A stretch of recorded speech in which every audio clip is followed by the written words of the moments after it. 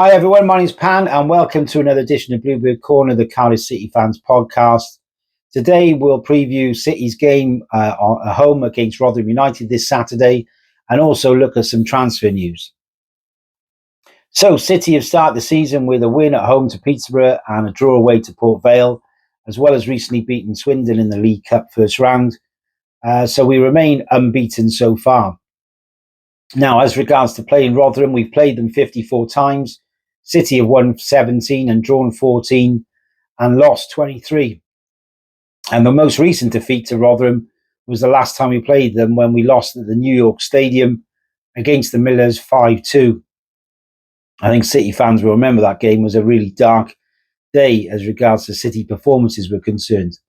But prior to that, we hadn't lost to Rotherham in 8 previous games. And the last time Rotherham United had beaten Cardiff City at home was in 1998. Now, their manager is Matt Hamshaw.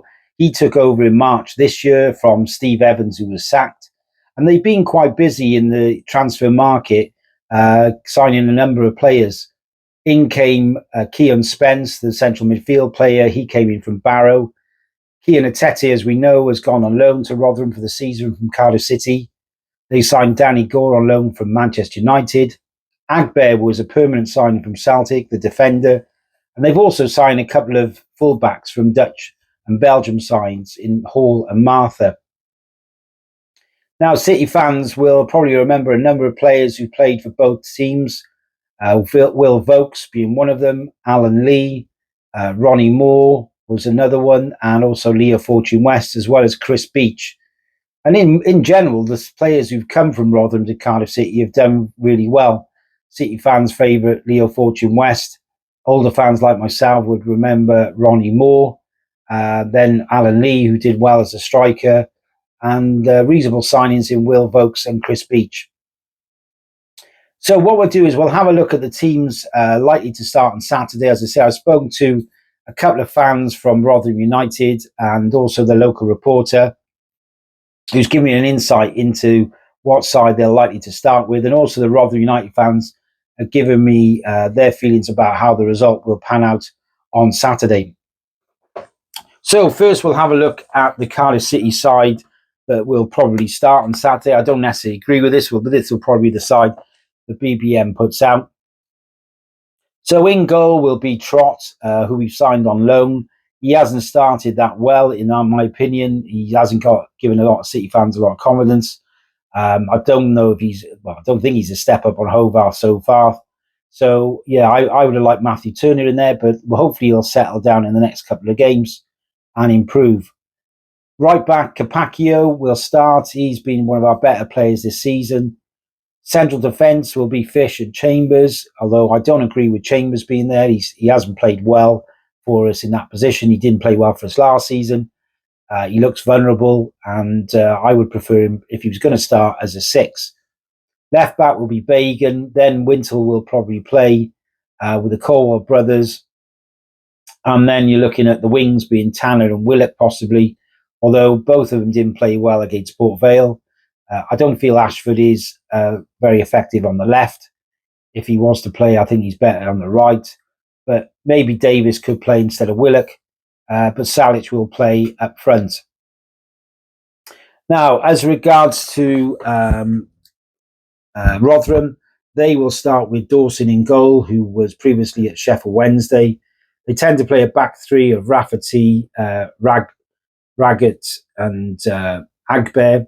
Kelly will probably sit in front of the back 3. He didn't play in the cup game, but he will be back for Saturday's game. Then you're looking at midfield of Hall and Gore with Powell and James. And Jordan Hugill, who was on loan at Cardiff City, as City fans will remember, he'll be up front with their star player Nombi. And Nombi scored both goals for Rotherham United in their first game of the season against Port Vale. He's actually scored nearly 50 goals for 2 spells. His spells at Rotherham and Exeter, his previous club, in the last 160 odd games. So he's a pretty good striker and he is one to watch. Now, in terms of what Rotherham fans are saying, they feel that City will win this game quite comfortably. They did finish 13th last season, which was quite respectable. They don't feel they're going to finish any higher than that this season. So in effect, this will be our third game against teams who are probably going to be in the bottom 10 or 12. Rotherham fans are telling me they think City will win 2-0 or 2-3-1. I don't necessarily disagree with that. I think we should beat Rotherham United at home.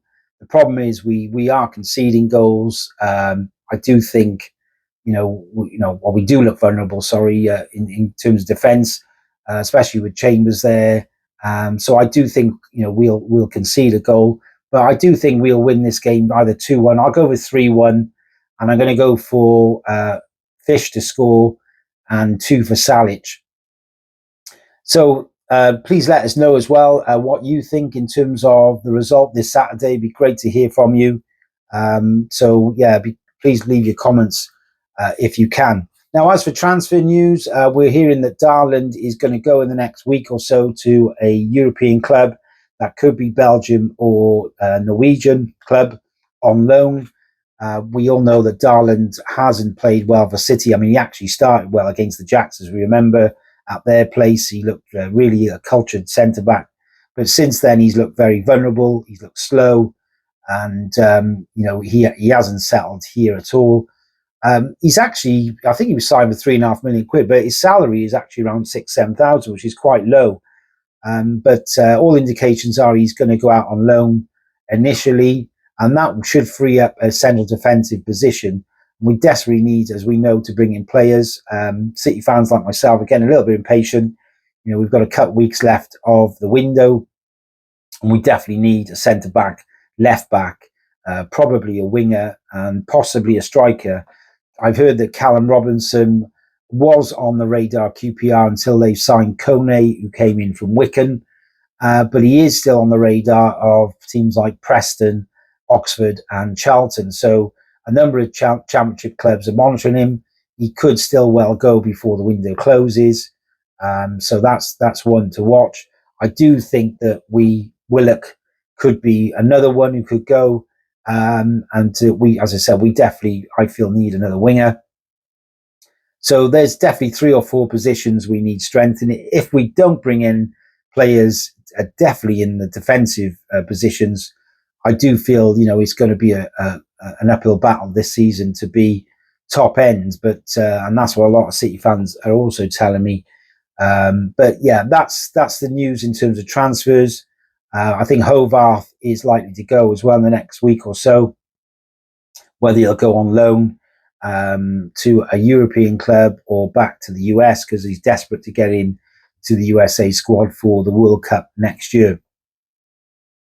So far we've had 35,000 views. So thanks very much for all your support on Bluebird Corner. We've got a load of goodies to give away, not just Cardiff City goodies, courtesy of our sponsors, Top Tier Cleaners.